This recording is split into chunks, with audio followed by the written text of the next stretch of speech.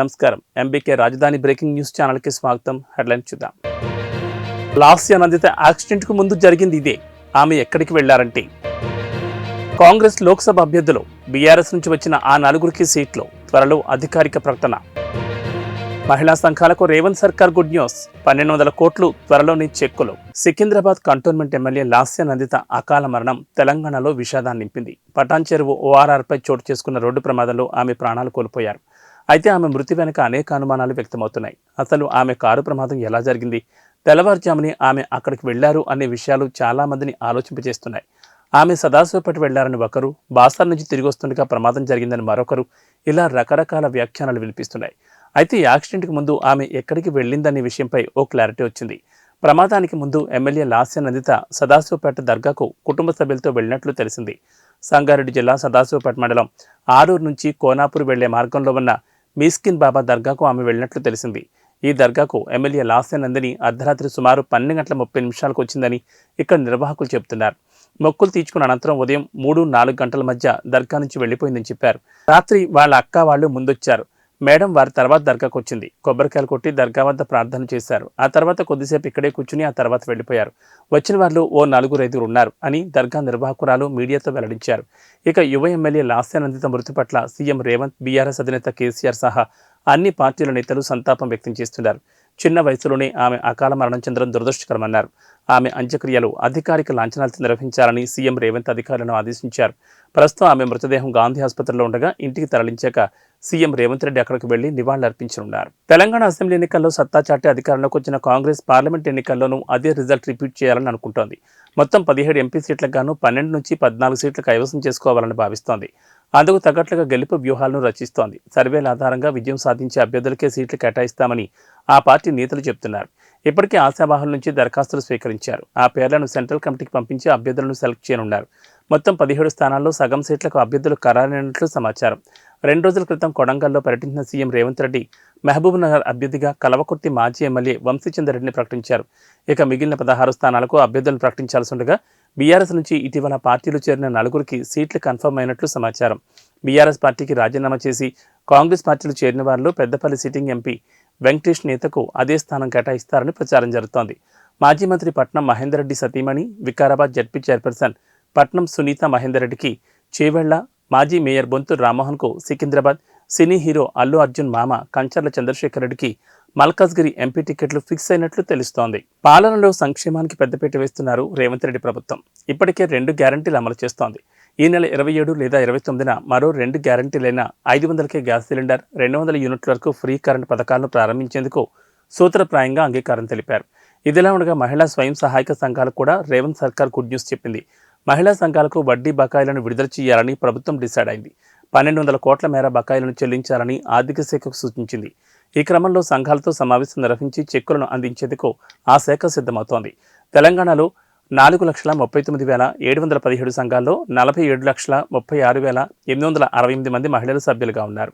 ప్రస్తుతం ఈ బకాయిలు మహిళా సంఘాల పేరిటే ఉన్నాయి. వాటి చెల్లింపుల కోసం బ్యాంకులు సంఘాలపై తీవ్ర ఒత్తిడి తెస్తున్నాయి.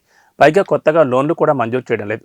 ఈ నేపథ్యంలో మహిళలకు ఊరటనిచ్చే విధంగా వడ్డీ బకాయిలను వెంటనే చెల్లించాలని సీఎం రేవంత్ రెడ్డి నిర్ణయం తీసుకున్నారు. టీడీపీ పుట్టపర్తి నియోజకవర్గ ఇన్ఛార్జ్ మాజీ మంత్రి డాక్టర్ పల్లె రఘునాథ్ రెడ్డి శ్రీ సత్యసాయి జిల్లా బుక్కపట్నం మండలంలోని కృష్ణాపురం పంచాయతీ గోపాలపురం నుంచి ఎన్నికల ప్రచారాన్ని చేపట్టారు. అంతకుముందు గంగమ్మ గుడిలో పూజలు నిర్వహించారు. ఎన్నికల ప్రచారానికి ముందు ఆలయంలో పూజలు చేశారు. ఇంటింటికి తిరుగుతూ సైకిల్ గుర్తుకు ఓటు వేసి టీడీపీని గెలిపించారన్నారు.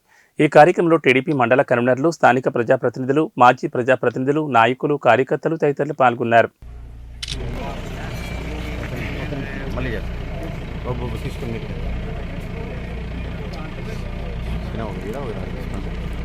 ఆపోజిట్ చేయాల్సింది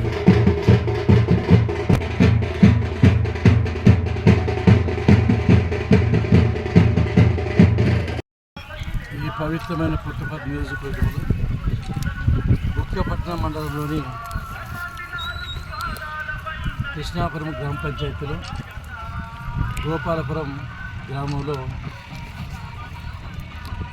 ఈ నియోజకవర్గానికి ఈశాన్య వైపు ఉంటుంది కాబట్టి ఎన్నికల సంఘారావాన్ని ప్రారంభించినామని చెప్పి సందర్భంగా గుర్తు చేస్తున్నాం. ఈ ఎన్నికల్లో తెలుగుదేశం పార్టీ చంద్రబాబు నాయుడు గారు అధికారంలోకి రావాల్సిన చారిత్రాత్మక అవసరం ఎంతైనా ఉంది. కారణం ఏమంటే గత 4 సంవత్సరాల 10 నెలల్లో జగన్మోహన్ రెడ్డి గారు అధికారంలోకి వచ్చిన తర్వాత అన్ని వర్గాల ప్రజలకు తీవ్రమైన అన్యాయం చేశాడు. అందరికీ ప్రత్యక్ష నరకం చూపించాడు. అందరం ఇబ్బంది పెట్టాం. అదే సమయంలో ఈ రాష్ట్రం అభివృద్ధి జరగాలన్నా, సంక్షేమ కార్యక్రమాలు సక్రమంగా అమలు కావాలన్నా, అమరావతి రాజధాని నిర్మాణం జరగాలన్నా, రేట్లు తగ్గాలన్నా, పోలవరం ప్రాజెక్టు పూర్తి కావాలన్నా, యువతకు ఉద్యోగాలు కావాలన్నా 2024 సంవత్సరంలో చంద్రబాబు నాయుడు గారు తప్పనిసరిగా రావాలి. మనందరి భవిష్యత్తు బాగుపడాలి. కాబట్టి దానికోసం తెలుగుదేశం పార్టీ నాయకులు, కార్యకర్తలు, పుట్టపర్తిలో ఒకే మాట మీద నిలిచి ఈ 2 నెలలు కష్టపడి ఈ ప్రభుత్వ తెలుగుదేశం పార్టీని అధికారంలో తీసుకురావాల్సిన అవసరం ఉందని చెప్పి ఈ సందర్భం గుర్తు చేస్తూ అందరము కలిసిమెలిసి పనిచేద్దాం, కష్టపడదాం, మన ప్రభుత్వ పార్టీని అధికారం తీసుకొద్దామని చెప్పి అందరికీ మనస్ఫూర్తిగా కోరుకుంటున్నాం. Cantonment BRS MLA Lasya Nanditha మృతి చెందారు. పటాన్చెరువు సమీపంలో ఓఆర్ఆర్పై ఆమె ప్రయాణిస్తున్న కారు అదుపు తప్పి డివైడర్ను ఢీకొట్టింది. దీంతో లాస్య నందిత అక్కడికక్కడే మృతి చెందారు. ఈ ప్రమాదంలో కారు డ్రైవర్కు తీవ్ర గాయాలయ్యాయి. అతన్ని చికిత్స నిమిత్తం దగ్గరలోని ఆసుపత్రికి తరలించారు. నందిత మృతితో కుటుంబ సభ్యులు, అభిమానులు, అనుచరులు కన్నీరు మున్నీరవుతున్నారు. సీనియర్ నేత ఎమ్మెల్యే సాయన్న మరణంతో ఇటీవల జరిగిన ఎన్నికల్లో ఆయన కూతురు లాస్య నందితకు బీఆర్ఎస్ కంటోన్మెంట్ సీట్ ఇచ్చారు. గత ఏడాది ఫిబ్రవరి 19న సాయన్న మృతి చెందారు. ఏడాదిలోని తండ్రి, కూతురు మరణించారు.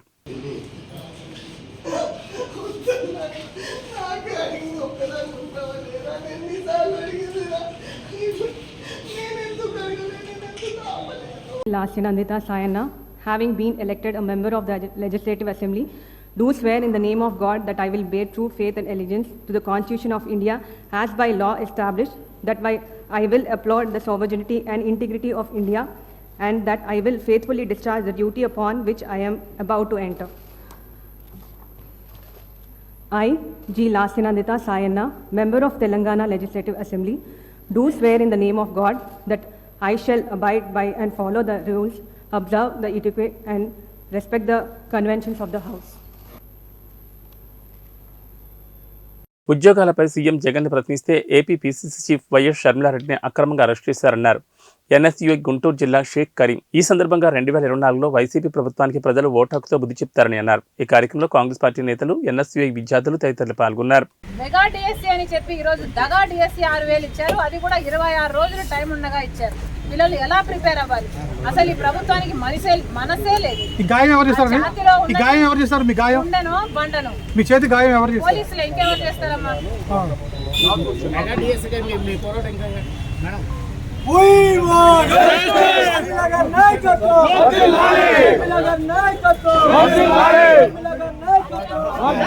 ఎమ్మిగనూరు పట్టణ కేంద్రంలోని నిరంతరం అభివృద్ధితో పోటీ పడుతున్న మచ్చలేని మహానాయకుడు బి మోహన్ రెడ్డి. ఆయన బీవీ జయనాగేశ్వరరెడ్డికి పోటీ ఎవరూ లేరని floor leader Dayasagar, councillor Ramdas Goud, నియోజకవర్గ మైనార్టీ సెల్ అధ్యక్షుడు హుస్సేన్ పేరా ధీమా వ్యక్తం చేశారు. ఎమ్మిగనూరు నియోజకవర్గంలో వైసీపీ అధిష్టానం బీసీలకు సీటు కేటాయించి లోకల్ వ్యక్తులకు కాకుండా నాన్ లోకల్ అభ్యర్థి బుట్టా రేణుకను తీసుకుని రావడం ఎంతవరకు సమంజసం కాదన్నారు. సిట్టింగ్ ఎమ్మెల్యే చెన్నకేశ్వరరెడ్డి అధిష్టానంతో చర్చలు జరిపి మాచాని వెంకటేష్కు సీటు కేటాయించాలని అధిష్టానంతో మొరపెట్టుకుని వెంకటేష్ను నియోజకవర్గ సమన్వయకర్తగా ప్రకటించారు. అది కాస్త 3 నెలల ముచ్చటగా మారి పార్టీ అధిష్టానం నియోజకవర్గ సమన్వయకర్తగా బుట్టా రేణుక పేరును ప్రకటించడం నిలకడలేని తనానికి నిదర్శనమని ఎద్దేవా చేశారు. ఆమె లాబింగ్ చేసి మాచాని వెంకటేష్ని తప్పించి ఒత్తిడి తెచ్చి కేశవరెడ్డిని కాదని ఆమె ఇక్కడ తిష్ట వేయడం జరిగింది. తీరా ఇక్కడికి వచ్చి పార్టీ కార్యాలయం ప్రారంభోత్సవంలో కేశవరెడ్డి ఆశీస్సులు నాకు పుష్కలంగా ఉంటాయని చెప్తుంది. ఆయనని కాదని, ఆయన అభ్యర్థిని కాదని నీకిస్తే ఆయన ఆశీస్సులు మీకు ఏ విధంగా ఉంటాయి అని మాకే ఆశాస్పదంగా ఉంది మీరు అనే మాటలు. వైసీపీ క్యాడర్ కూడా చాలా బాధలో ఉన్నారు. మా కేశవరెడ్డి సూచించిన అభ్యర్థిని కాదని బుట్టా రేణుకమ్మకు మేము సపోర్ట్ చేసే ప్రసక్తే లేదని స్పష్టంగా వాళ్ళు కూడా తెలియజేయడం జరిగింది. మీరు అభ్యర్థులు ఎవరైనా బీవీ జయనాగేశ్వరరెడ్డి గారి గెలుపు ఇక్కడ తథ్యమని, గతంలో మీరు ఎంపీగా పోటీ చేసినప్పుడే బీటీ నాయుడికి ఈ నియోజకవర్గంలో మెజారిటీ వచ్చిందన్న విషయాన్ని మీరు మర్చిపోయారని, మీరు పూటకొక పార్టీ మారితే నిన్నని కుర్ని కాదు, బీసీలు కాదు, ఎవరు ఎమ్మిగనూరు పట్టణంలో నియోజకవర్గంలో నిన్ను నమ్మే పరిస్థితే లేదని నేను తెలియజేస్తున్నా. దయాసాగర్ మున్సిపల్ ఫ్లోర్ లీడర్, 21వ వార్డు కౌన్సిలర్. అత్యాధునిక వసతులతో ఈఎస్ఐ ఆసుపత్రి రూపుదిద్దుకుంది. 114 కోట్ల వ్యయంతో రూపుదిద్దుకున్న ఈఎస్ఐ ఆసుపత్రిని ఈ నెల 25న ప్రధాని నరేంద్ర మోడీ వర్చువల్గా ప్రారంభిస్తారని కాకినాడ ఎంపీ బంగా గీతా విశ్వనాథ్ చెప్పారు. ప్రధాని ప్రారంభించిన నేపథ్యంలో సిటీ ఎమ్మెల్యే ద్వారంపూడి చంద్రశేఖర్ రెడ్డి వివిధ విభాగాల అధికారులతో కలిసి కాకినాడ సాంబమూర్తి నగర్లోని ఈఎస్ఐ ఆసుపత్రిని ఎంపీ సందర్శించారు. City MLA Dwarampudi Chandrasekhar Reddy, ADC CH Naga Narasimha Rao ఇతర అధికారులు ఆమె వెంట ఉన్నారు. హాస్పిటల్లోని వివిధ విభాగాలను, ఆపరేషన్ థియేటర్లను, జనరల్ వార్డులను ఆమె పరిశీలించారు. 2020లో శంకుస్థాపన చేసి కరోనా భారీ వర్షాలను సైతం అధిగమిస్తూ అత్యంత వేగంగా ఈ నిర్మాణాన్ని పూర్తి చేసి వినియోగంలోకి తీసుకొచ్చామన్నారు. ఆరంభంలో ఈఎస్ఐ ఆసుపత్రి కోసం 100 కోట్లు మంజూరు కాగా అత్యాధునిక వసతుల కోసం 14 కోట్లు అదనంగా మంజూరు చేశారన్నారు. ఆసుపత్రితో పాటు పనిచేసే వైద్యులు, ఇతర ఉద్యోగుల కోసం క్వార్టర్స్ కూడా అదే ప్రాంగణంలో నిర్మించామన్నారు. చాలా చాలా సంతోషకరమైంది. కార్మికులకి కుటుంబాలకి ఉపయోగపడే విధంగా కాకినాడలో 100 పడకల ఈఎస్ఐ హాస్పిటల్ని శాంక్షన్ చేసుకున్నాం 2020లో. ఈఎస్ఐ హాస్పిటల్ రావడానికి సంపూర్ణ సహకారం, ఇక్కడ స్థలం హ్యాండ్ ఓవర్ అవడానికి కానీ ఇక్కడున్న పరిస్థితులు చాలా దారుణమైన పరిస్థితులు ఉండేవి. అటువంటి పరిస్థితుల్లో ఈ స్థలాన్ని పూర్తిగా అన్ని రకాలుగా ఏ విధమైన ఇబ్బంది లేకుండా గౌరవ శాసనసభ్యులు సోదరులు ద్వారంపూడి చంద్రశేఖర్ రెడ్డి గారు చాలా ప్రత్యేకమైన శ్రద్ధ తీసుకొని మన ఈఎస్ఐ హాస్పిటల్ కోసం మనం ప్రయత్నిస్తాం కాబట్టి తప్పనిసరిగా అవ్వాలి.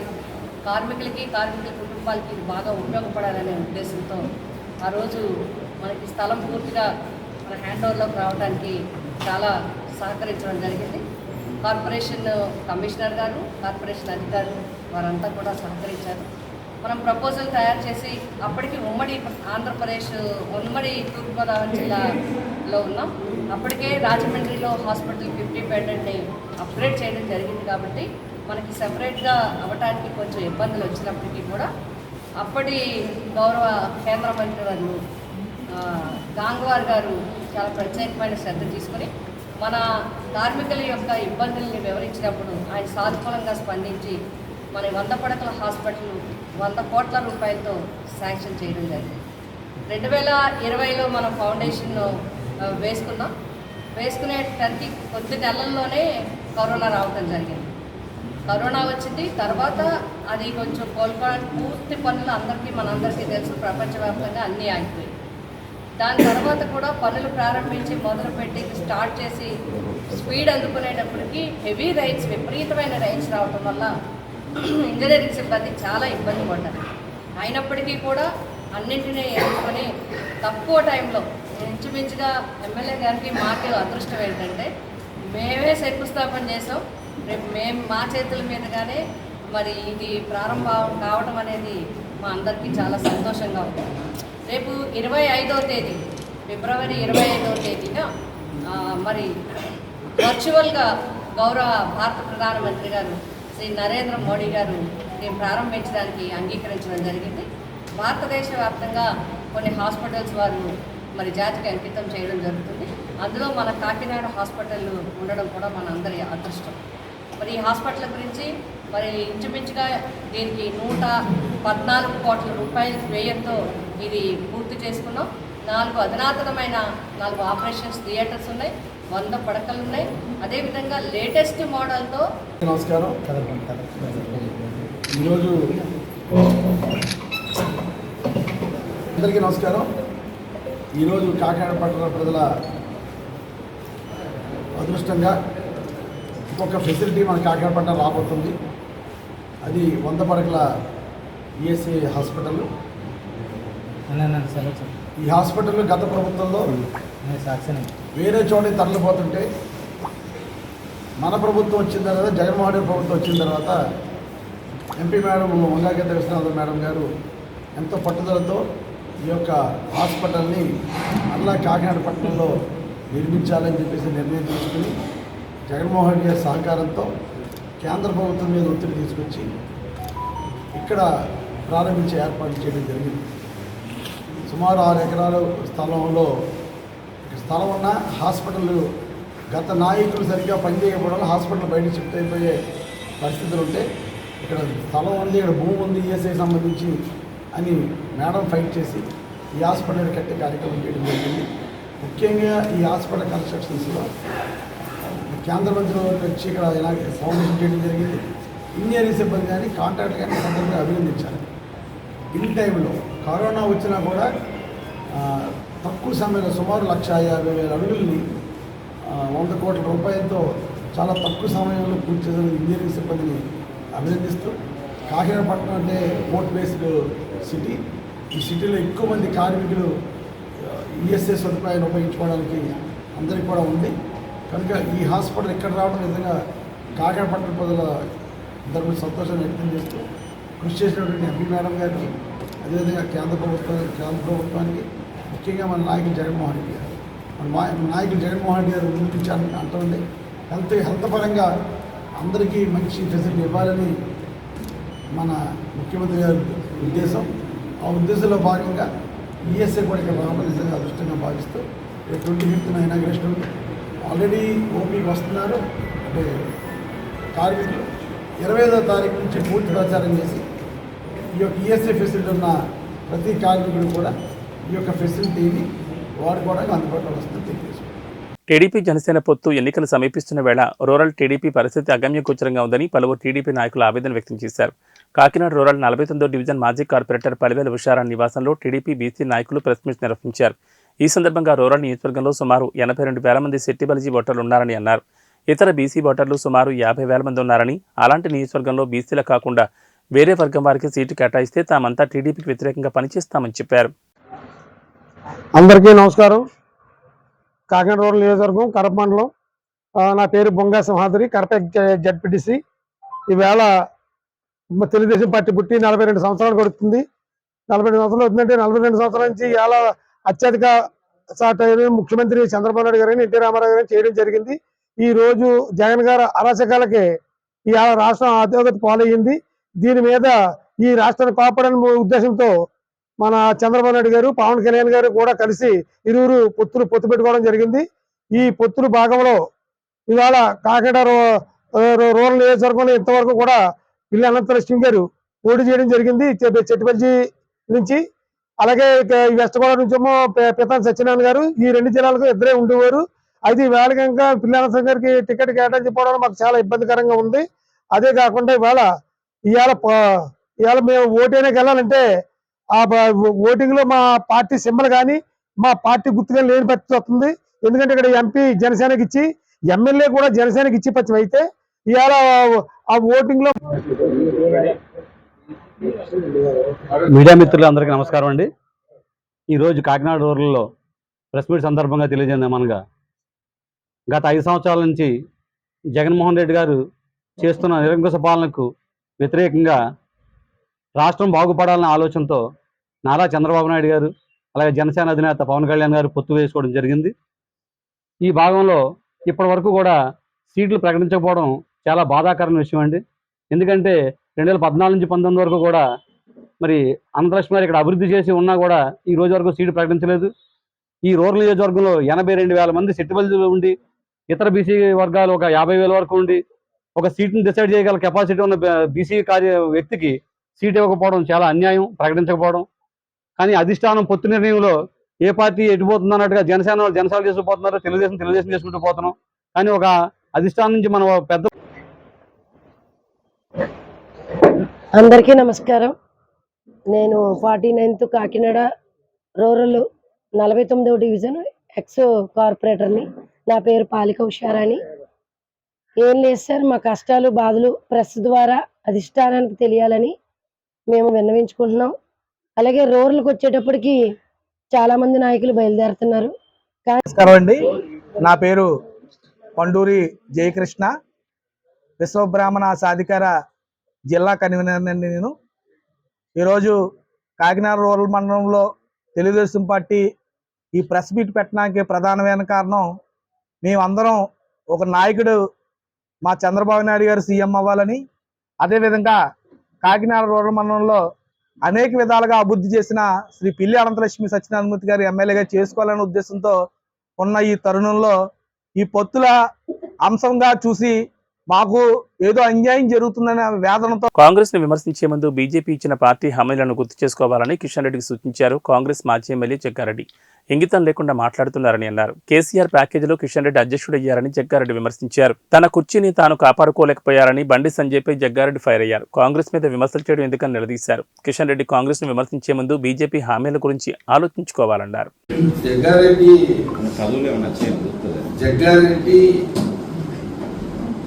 ఇది సీరియస్ మ్యాటర్. నాది కూడా నేను చెక్ చేసుకుంటాను సార్. వాస్తవంగా జీవితం అంతా కూడా కష్టకాలంలోనే కష్టం ఉన్న పరిస్థితుల్లో కష్టానికే లేదు. నాది ఎప్పుడు కష్టకాలంలో పనిచేస్తుంటే నాకు అది అట్లా రాసి పెట్టున్నట్టుంది. నాకు నిత్యం కష్టం ఏముంటుంది. నువ్వు వాస్తవం కూడా చెప్తున్నా. లేదా నువ్వు మంచి ప్రశ్న అడిగినావు, నీకు సమయం సందర్భం చెప్పాలో లేదో కానీ నువ్వు మీడియాలో అడిగినప్పుడు జవాబు చెప్పాల్సిన బాధ్యత నాకు ఉంది. కరెక్టే. 2017లో ఉత్తమ్ కుమార్ రెడ్డి గారు పిసిసిలో ఉన్నప్పుడు అప్పుడు అందరూ షాకింగ్లో ఉన్నారు, పక్షాల్లో ఉన్నారు, టెన్షన్లలో ఉన్నారు.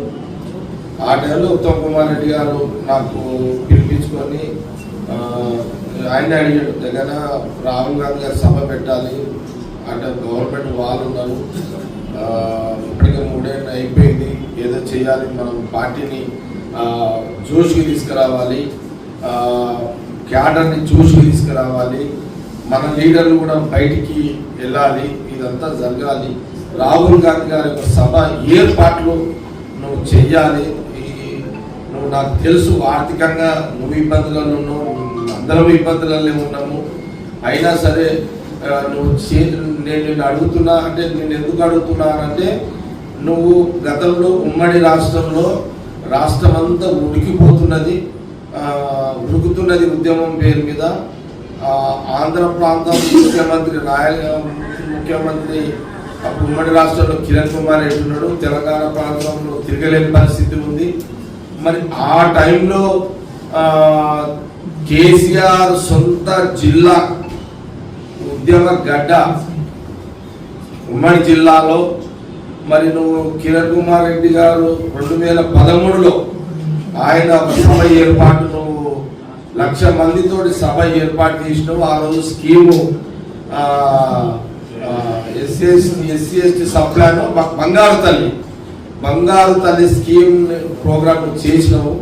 మేమెవరో మా ప్రాంత ఉద్యోగంలో ఉన్నాము, మేమెవరో షేర్ చేయలేకపోయినాం, కానీ సింగిల్ హ్యాండ్. సెక్టర్ అధికారులు ప్రతి పోలింగ్ కేంద్రాన్ని పరిశీలించాలని జిల్లా ఎన్నికల అధికారి కలెక్టర్ క్రాంతి వల్లూరు అన్నారు. రానున్న పార్లమెంట్ ఎన్నికల్లో ఎన్నికల ప్రవర్తన నియమావళిని పకడ్బందీగా అమలు చేయాలన్నారు. ఎన్నికల ప్రవర్తన నియమావళిపై కలెక్టరేట్ లో మొదటి శిక్షణ కార్యక్రమాన్ని నిర్వహించారు. మెదక్, జహీరాబాద్ పార్లమెంట్ ఎన్నికలకు సంబంధించి సెక్టర్ అధికారులు పీఓలకు APO flying squad, statistical surveillance, video surveillance, video viewing బృందాలు, తహసీల్దార్లు, ఎంపీడీఓలకు ఎన్నికల ప్రవర్తన నియమావళిపై నిర్వహించిన శిక్షణ కార్యక్రమానికి హాజరయ్యారు.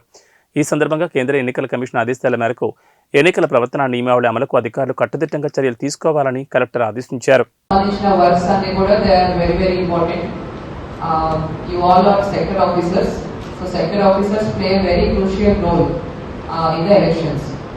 సో ఎలక్షన్ సంబంధించిన మెయిన్ ఎలక్షన్ పార్ట్ అంతా కూడా సెక్టర్ ఆఫీసర్స్ ఎంతో కీలకమైన రోల్ ఉంటుంది. So each of you have to do your duties diligently so that hour election process goes on very smoothly. So commissioning దగ్గర నుంచి training of the polling personnel దగ్గర నుంచి distribution సెంటర్లో పోలింగ్ పర్సనల్ తీసుకొని వెళ్ళి పోలింగ్ చేయించి మళ్ళీ రిసెప్షన్ సెంటర్కి జాగ్రత్తగా వాళ్ళని తీసుకొచ్చి మెటీరియల్తో పాటు రిసెప్షన్ సెంటర్కి అప్పగించేంత వరకు కూడా మీకు బాధ్యత ఉంటుంది. కాబట్టి వాట్ ఎవర్ ఈవీఎం హ్యాండ్లింగ్ కానీ and all other issues training ఏవైతే చెప్తున్నారో అన్నీ కూడా మీరు జాగ్రత్తగా విని పాటించాల్సి ఉంటుంది. You all are deputed to election commission of India. So you all are subject to discipline, control and superintendence of election control of India.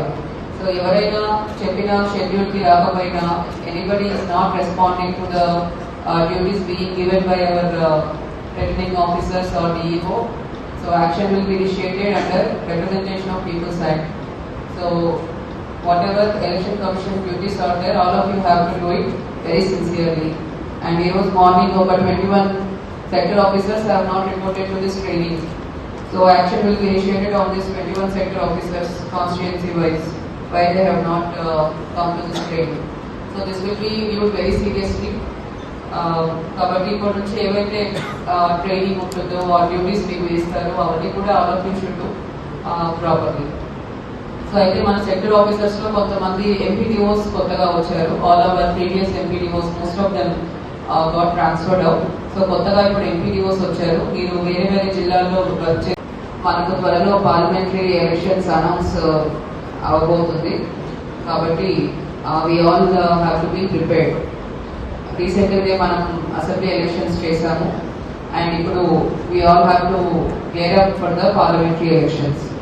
ఇంకా any time soon the MCC can be announced and we will be into election mode. Cell phones కొంతమంది చూస్తున్నారు. Pay attention to what. AB bulletin విశేషాలు. నమస్కారం.